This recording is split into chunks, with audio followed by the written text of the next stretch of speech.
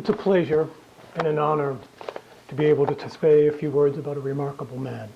But I'd like to, if I can, lay out a story for you that really shows the depth and importance of Brian Utley to the sport of soaring, but also to all the people, the many, many people who he has touched. And I think it's fitting that Brian would be receiving this award second tonight, because as it turns out, second is a recurring theme in Brian's life. Allow me to explain. Brian was born in England and raised in Hull, a seaport on Britain's east coast. And during the Second World War, Hull ends up being the second most bombed city in all of England. Second, mind you.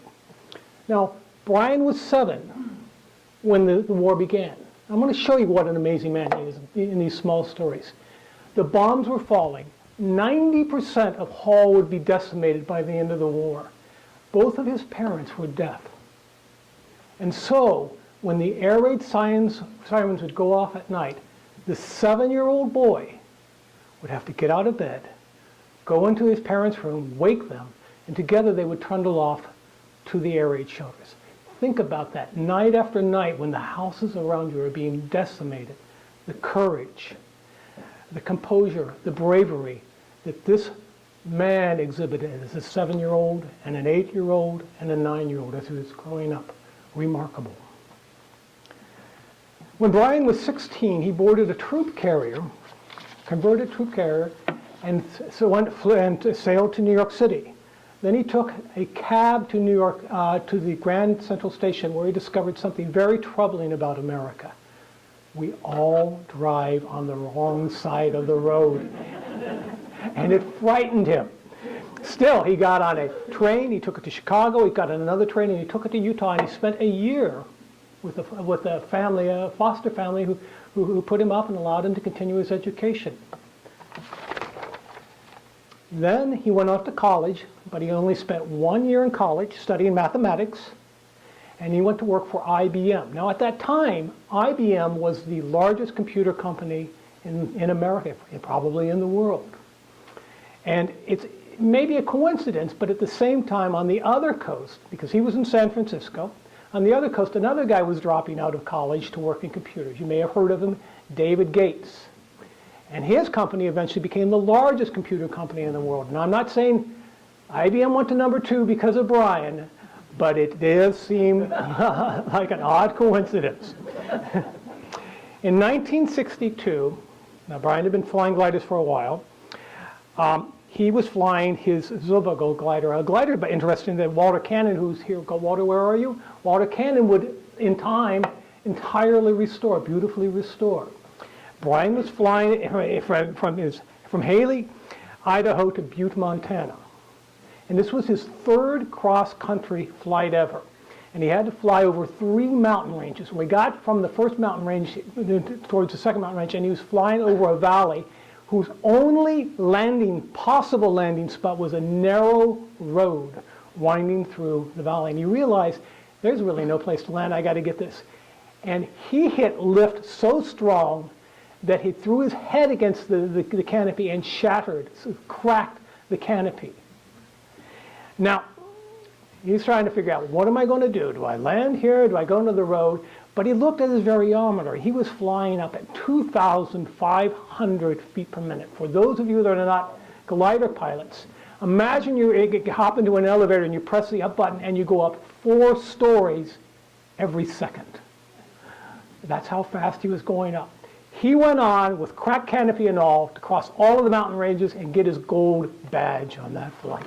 3rd time ever going cross country.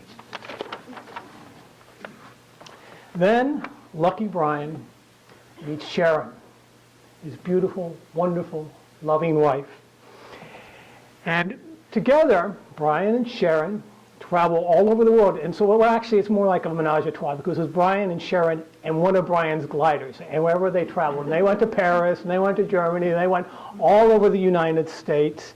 And in time, he would fly with the Paris Gliding Club in Versailles, the London Club, where he trained with Derek Piggott, Connecticut, Germany, and of course Minnesota, where we are so lucky to have him in our club. Now,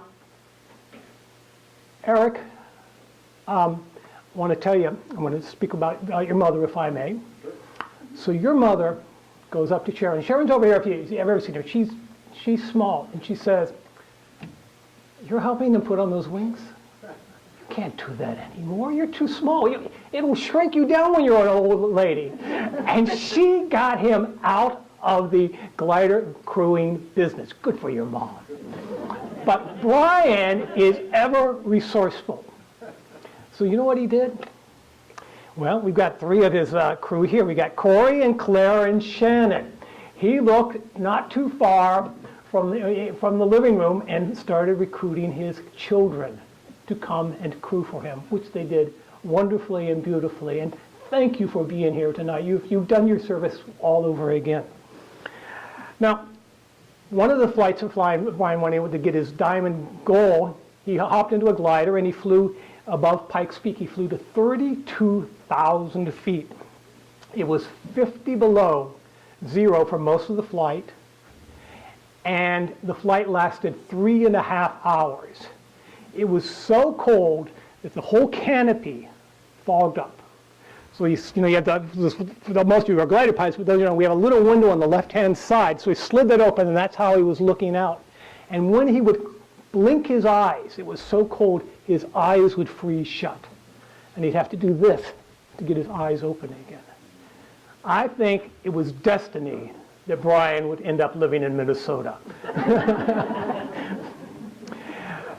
So in 1980, Brian purchased an ASW-20, a glider he said was so perfectly balanced, it was like a dream machine, that we all could fly gliders like that.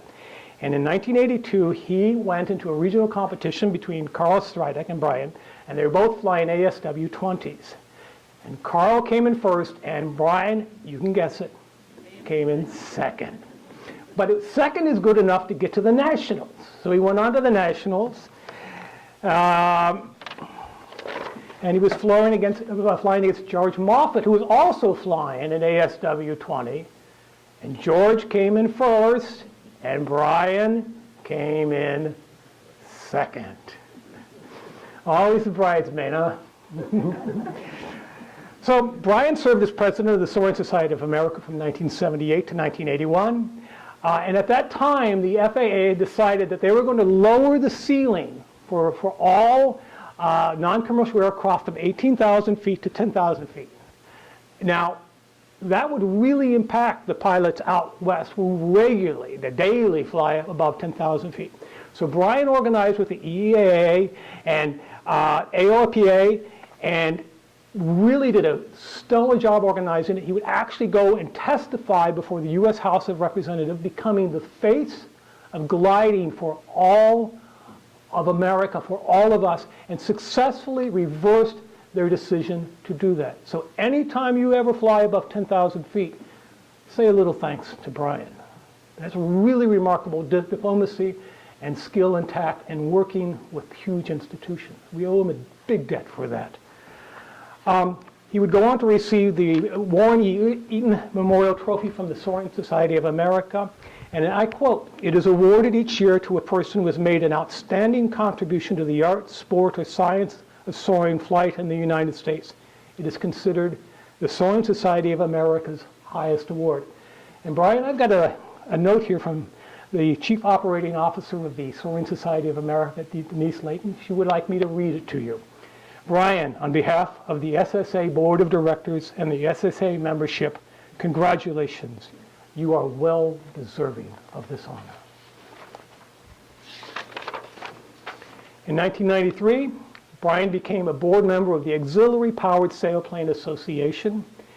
He was elected vice president in 94 and served as vice president until 2015. And I want to point out that it's not president, it's vice president, the number 2 position.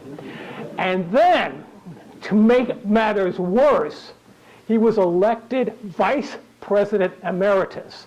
He is vice president for life, number 2 for life with the ASA. How do you do it, Brian? In 2003, Brian was selected as a member of the National Aeronautic Association's Contest and Records Boards. And I'm going to leave most of that to Art, who's going to come up and talk in just a few minutes. But I am going to tell you a few things.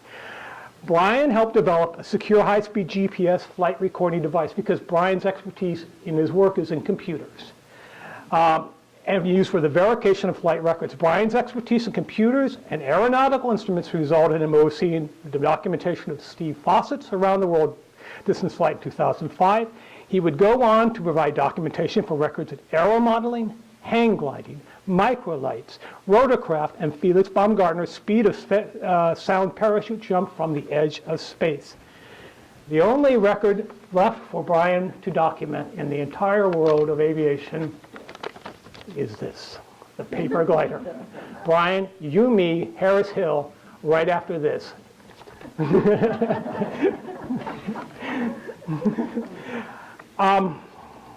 And of course, as a result of that, he has consulted on the Perlin project, the glider that will fly to the very edge of outer space. In 2010, Brian was awarded the FAI's Fédération Aéronautique Internationale's, the overseeing body for the NAA, Tissandier Diploma. And they wrote, Brian's contribution have greatly contributed not only to the success of the NAA, but to the entire record community around the world. Greg Principato, the president of the National Aeronautic Association, has asked me to read this to you, Brian. As NAA president, I want to congratulate Brian on his induction into the U.S. Soaring Hall of Fame and to express my admiration and gratitude for all he has done for American aviation. Now, it is through Brian's contribution to the Minnesota Soaring Club, where I serve as the chief flight instructor, that I've come to know Brian, and I had the good fortune to do it. And I'm going to tell you one story that shows you what a remarkable person Brian is from my up-close vision. Brian does everything for our club. And if we ever need anything, he's there, and he's always mentoring and teaching. But it was one hot, very hot day in August. And we are in a grass field surrounded by cornfields. And in Minnesota, the corn literally grows 10 feet or 12 feet high. It's a huge thing, huge, tall things. And Brian was the tow pilot, and we were flying the Yow, which has these huge air brakes top and bottom. And unfortunately, as Brian was rolling down the field with its high density altitude, the slats on the Yow popped open. And Brian can't get off the ground and can't get off the ground and can't get off the ground. And you can imagine what he's looking at, these ears of corn are getting closer and closer and closer. And so at the last minute, having no other choice, he pulls back on the stick, and glider and tow plane take off, and they're flying just above the corn. I mean, literally the tassels of the corn are barely scraping the wheels of the tow plane. And the air brakes are still open, and he's trying to figure out what to do. He says, well, I can guillotine the rope, but if I do that, the glider goes down, and the glider pilot is going to possibly get hurt, and I can't do that. So he's flying literally on the edge of stall at great personal risk, but he's such a remarkable pilot, such an amazing controller of the stick and throttle. He maintains it until somebody gets on the radio and says to the tow pilot, hey, or to the glider pilot, your air brakes are open. They close them, and up they go. That's the type of pilot he is, calm under duress, amazing piloting skills, and so considerate to other people. It is an amazing thing to have him here. I hold him up to all my students as an example of how you could be as a club member and as a pilot.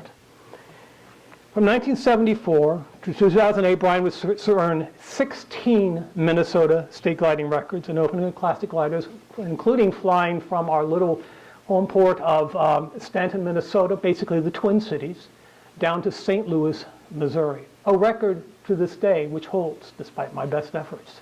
Curse you, Brian.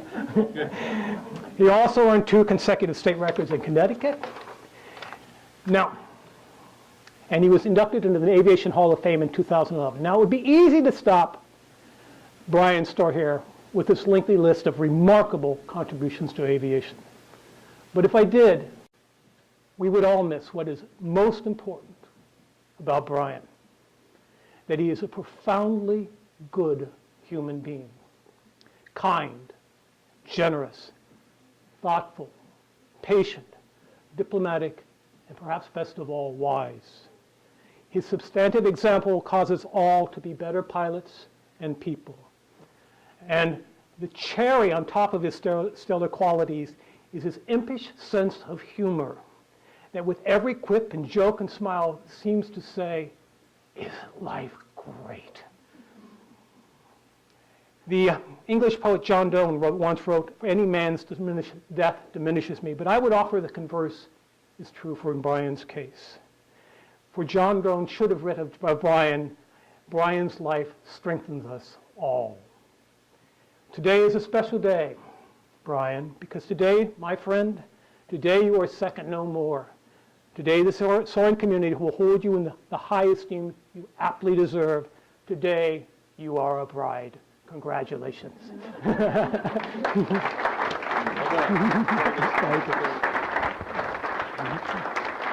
good, Stefan.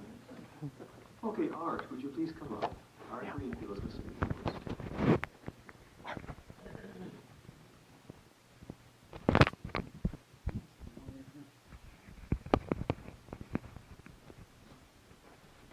Good evening, everyone. I'm Art Greenfield, Director of Contest and Records for the National Aeronautic Association. And I'm very pleased to be here tonight to join in this celebration in honor of both Rudy Moser and Brian Utley. And I won't try to tell this group about the many contributions that Brian's made to Soaring, because you've already heard a lot about him already in that area. And many of you know him quite well already. But instead, I'd like to speak about Brian's contributions to aviation from NAA's perspective. And since its inception in 1905, NAA's mission has been the advancement of the art, sport, and science of aviation by fostering opportunities to participate fully in aviation activities and by promoting public understanding of the importance of aviation to the United States. And then sometime in the 1960s, a space flight was added to that statement. And I won't bore you by reading the entire mission statement because it's actually quite long. But there is one more paragraph I'd like to read. And it says, "In carrying out this mission, NAA, as a National Aero Club of the United States, will encourage, coordinate, document, and promote competition and record-making aviation." And there's a group of about a dozen individuals who are tasked with helping NAA fulfill this part of our mission. Collectively, they're known as NAA's Contest and Records Board. Orville Wright was once chairman of this board, and it's his signature that you see on the early aviator licenses that were issued by NAA. I first heard the name Brian Utley in February of 2003. When I received an email from the then chairman of the NAA Contest and Records Board, the late Stan Nelson, who I'm sure some of you knew. The subject line of the email was guest board member, and Stan wrote, "Hi Art, I'd like to invite Brian Utley, former IBM executive and former president of the Soaring Society of America, to attend our spring awards ceremony and Contest and Records Board meeting for possible invitation to join the Contest and Records Board. I feel that he has many skills that the board could use and that he would contribute these skills to the board." Well, some of you will recall, certainly you, Diane, back in 2003, NA's relationship with SSA was, shall we say, less than ideal. So when I heard that this guy who Stan wanted to bring onto our board was an SSA guy, I remember thinking, oh boy, this is going to be like letting the fox into the hen house. Well, Brian did attend that meeting, and shortly thereafter, on May 8th of 2003, he was appointed as a member of our Contest and Records Board. And we put Brian to work right away. His first assignment, if I recall correctly, was a series of speed records in the B-1 bomber out at Edwards Air Force Base. Some of the flights were supersonic, over 800 miles an hour. I think close to 50 records were set, and that's pretty good for a first assignment. I think it's probably safe to say that Brian got more than just his feet wet on that one. In 2006, when the late Steve Fawcett flew the Virgin Atlantic Global Flyer around the world and became the first person to fly around the world solo nonstop, Brian was there as the official observer. Brian was there for the Red Bull Stratus project in 2012 when Felix Baumgartner jumped out of a balloon nearly 128,000 feet and went supersonic on free fall on the way back down to Earth. And if you watch the video of that of the landing, that white-haired guy who goes running up to Felix right after he lands, that's Brian. 2 years later, when Alan Eustace jumped from nearly 136,000 feet and broke Felix Baumgartner's record, well, let's just say Brian should have been there. And he did provide a post-flight analysis for that record. When Bertrand Piccard made the first around-the-world flight in a solar-powered airplane called the Solar Impulse, Brian was at the stops they made here in the United States. When John Sharp, whose Nemesis aircraft hangs in the Smithsonian Air and Space at the Museum at Dulles, set a 3-kilometer speed record during Oshkosh with his newer version of that aircraft, the Nemesis NXT. Brian was there. And I'm sure that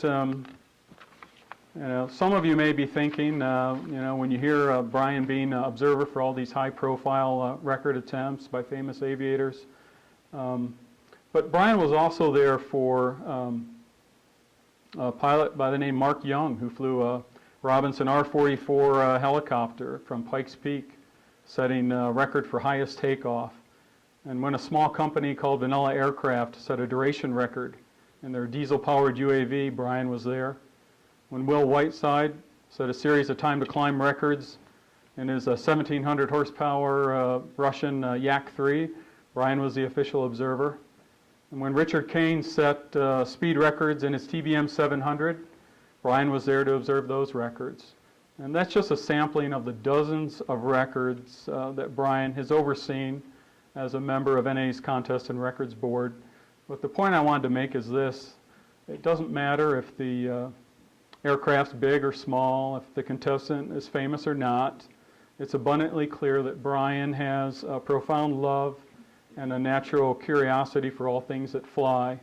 And I think I can count the number of times he said no when asked to go out on assignment. I can count that on one hand, maybe even just one finger. And Sharon, I know that you are largely to thank for that, so thank you. When Brian's not out on record attempts, he spends a lot of time writing macros and scripts and constantly improving the various tools that he's developed for evaluating records.